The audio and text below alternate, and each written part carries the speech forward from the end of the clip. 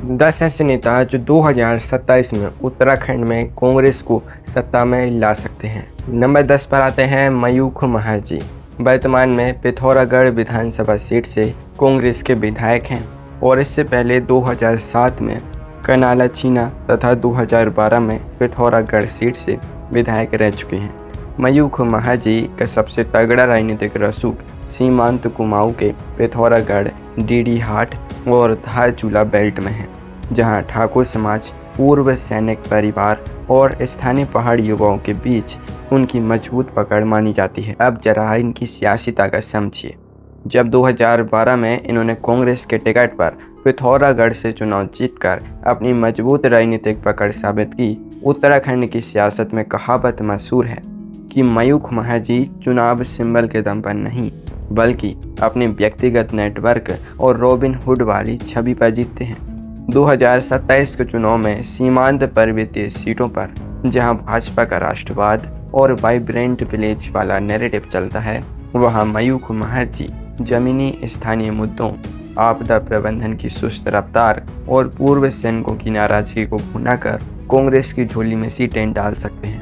लेकिन सीमांत की इस दुर्गम पहाड़ी सीट से निकलकर जब आप मध्य कुमाऊं की ठंडी वादियों में उतरेंगे तो वहां संगठन की नब्ज थामने वाला एक ऐसा नेता बैठा है जो सीधे वार करने के लिए जाना जाता है। नंबर 9 पर आते हैं करण महाराज जी। वर्तमान में उत्तराखंड कांग्रेस के वरिष्ठ नेता और पूर्व प्रदेश अध्यक्ष हैं, जो इससे पहले 2007 और 2017 में रानीखेत सीट से विधायक रह चुके हैं। साथ ही 2017 से 2022 तक विधानसभा में उपनेता प्रतिपक्ष की जिम्मेदारी भी संभाल चुके हैं। करण महाराज जी का सियासी दबदबा अल्मोड़ा, रानीखेत और द्वाराहाट के पहाड़ी ठाकुर मतदाताओं और पारंपरिक कांग्रेसी कार्यकर्ताओं के बीच माना जाता है। राजनीति में जब कांग्रेस के भीतर गुटबाजी का रायता फैलता है तो करण महाराज जी उस कैडर को एक सूत्र में बांधने की कोशिश करते हैं। 2027 के चुनावी बेतैनी पार करने के लिए कांग्रेस को कुमाऊं की पहाड़ी सीटों पर बूथ लेवल तक मजबूत पहरेदारी की जरूरत होगी और महाराज जी अपनी आक्रामक बयानबाजी और जमीनी संगठन को सक्रिय रखकर भाजपा के संगठनात्मक तंत्र को कड़ी टक्कर दे सकते हैं। पर पहाड़ी वादियों की सर्द सियासत से उतरकर जब आप कुमाऊं के सबसे बड़े व्यापारिक शहर में कदम रखेंगे तो वहां की सियासी बिसात पूरी तरह बदल जाती है, जहां अगला चेहरा शहरी वोट बैंक को साधने की चाबी रखता है। नंबर 8 पर आते हैं सुमित हृदय जी। वर्तमान में नैनीताल जिले की सबसे हॉट सीट हल्द्वानी से कांग्रेस के विधायक हैं और इससे पहले भी नगर निगम के नेता और प्रदेश कांग्रेस के महासचिव रह चुके हैं। साथ ही वे उत्तराखंड की दिग्गज नेत्री स्वर्गीय इंदिरा हृदय जी की राजनीतिक विरासत को आगे बढ़ा रही हैं। सुमित हृदय जी का सबसे बड़ा प्रभाव कुमाऊं के प्रवेश द्वार हल्द्वानी और नैनीताल जिले के शहरी मतदाताओं, व्यापारी वर्ग और ब्राह्मण समाज में कांग्रेस पर हमेशा यह ठप्पा लगता रहा है कि वह उत्तराखंड के शहरी और कारोबारी इलाकों में कमजोर पड़ जाती है। लेकिन सुमित हृदय जी ने 2022 के कठिन चुनाव में हल्द्वानी का किला फतेह करके यह साबित किया कि वे शहरी मिजाज को बखूबी समझते हैं। 2027 में अगर कांग्रेस को सत्ता की सीढ़ी चढ़नी है तो उसे भाबर और तराई की शहरी सीटों पर सेंध लगानी ही होगी और सुमित हृदय जी अपनी मॉडर्न अप्रोच, व्यापारियों से सीधे संवाद और मां की विरासत के दम पर भाजपा के मजबूत शहरी वोट बैंक में जबरदस्त डेंट मार सकते हैं। लेकिन ठहरिए, पहाड़ और शहर के इस गणित से परे उत्तराखंड की सत्ता का असली ताला तो हरिद्वार और तराई के मैदानी इलाकों में खुलता है, जहां अगला नाम सीधे समीकरण पलट देता है। नंबर 7 पर आते हैं काजी निजामुद्दीन जी। वर्तमान में मंगलौर विधानसभा सीट से विधायक और अखिल भारतीय कांग्रेस कमेटी के राष्ट्रीय सचिव हैं, जो इससे पहले 2002, 2007, 2017 और 2024 के उपचुनाव को मिलाकर कुल 4 बार विधायक चुने जा चुके हैं। काजी निजामुद्दीन जी का सबसे बड़ा राजनीतिक आधार हरिद्वार जिले के मैदानी बेल्ट में मुस्लिम अल्पसंख्यक, किसान और दलित मतदाताओं के मजबूत गठजोड़ के बीच है। उत्तराखंड की राजनीति में एक कहावत है कि देहरादून की गद्दी का रास्ता हरिद्वार के मैदानों से होकर गुजरता है, जहां 11 विधानसभा सीटें सीधी बाजी पलटती हैं। काजी निजामुद्दीन जी चुनावी शतरंज के ऐसे मचे हुए खिलाड़ी हैं जो ध्रुवीकरण की आंधी में भी जातिगत और सामाजिक समीकरण बिठाकर अपनी गोटियां लाल करना जानते हैं। 2027 में हरिद्वार और मैदानी सीटों पर भाजपा विरोधी वोटों का बिखराव रोकना और किसान आंदोलन से उपजी नाराजगी को वोट में तब्दील करना काजी निजामुद्दीन जी का सबसे बड़ा सियासी हुनर साबित हो सकता है। पर मैदानी जंग से आगे बढ़कर अगर आप उस चेहरे को देखना चाहते हैं जिसने 2022 में सिटिंग मुख्यमंत्री का सियासी सिनास हिला दिया था, तो अगला नाम आपको हैरान कर देगा। नंबर 6 पर आते हैं भुवन चंद्र कापड़ी जी। वर्तमान में विधानसभा में उपनेता प्रतिपक्ष और खटीमा सीट से कांग्रेस के विधायक हैं, जो इससे पहले उत्तराखंड युवा कांग्रेस के प्रदेश अध्यक्ष और प्रदेश संगठन में महत्वपूर्ण पदों पर रह चुके हैं।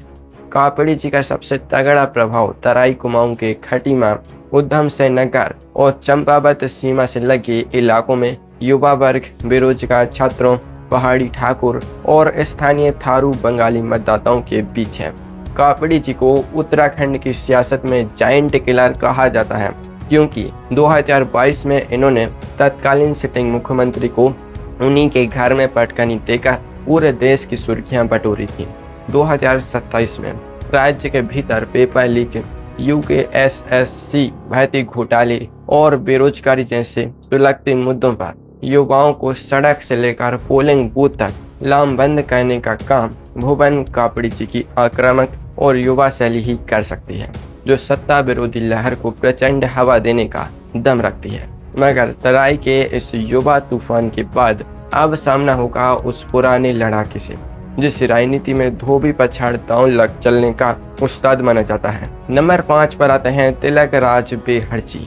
वर्तमान में किच्छा विधानसभा सीट से विधायक हैं और इससे पहले भी राज्य सरकार में स्वास्थ्य मंत्री, परिवहन मंत्री और 5 बार विधायक रह चुके हैं। बेहड़ जी का सियासी दबदबा पूरे उधम सिंह नगर जिले, खासकर किच्छा, रुद्रपुर और सितारगंज में पंजाबी, सिख, बंगाली शरणार्थी और स्थानीय व्यापारी वर्ग के बीच एक छत्र माना जाता है। तिलक राज बेहड़ जी उत्तराखंड की राजनीति के वो खांटी नेता है जो अपनी ही पार्टी की गलतियों पर भी सार्वजनिक रूप से आंखें तरेने से नहीं चूकते और विपक्ष के सामने तो हमेशा सीना तान कर खड़े रहते हैं। 2027 के चुनाव में उधम सिंह नगर जिले की 9 विधानसभा सीटें सरकार बनाने में निर्णायक भूमिका निभाएंगी और वहां गैर पहाड़ी तराई के किसान और व्यापारी समाज को साधने के लिए बेहड़ जी जैसा आक्रामक और जुझारू चेहरा कांग्रेस के लिए संजीवनी बूटी का काम कर सकता है। लेकिन तराई के इस सियासी दंगल से निकलकर जब आप जौनसार बाबर की ऊंची पहाड़ियों की तरफ बढ़ेंगे तो वहां एक ऐसा अपराजय दुर्ग मिलेगा जिसे आज तक कोई विरोधी नहीं भेज पाया। नंबर 4 पर आते हैं प्रीतम सिंह जी। वर्तमान में चक्राता विधानसभा सीट से विधायक हैं और इससे पहले वे उत्तराखंड सरकार में गृह, पंचायती राज और खाद्य एवं नागरिक आपूर्ति जैसे भारी भरकम मंत्रालयों के कैबिनेट मंत्री, प्रदेश कांग्रेस अध्यक्ष और विधानसभा में नेता प्रतिपक्ष रह चुके हैं। प्रीतम सिंह जी का सबसे अभेद्य राजनीतिक किला जौनसार बाबर, पछुआ दून, देहरादून जिले और जनजातीय तथा राजपूत समाज के बीच है।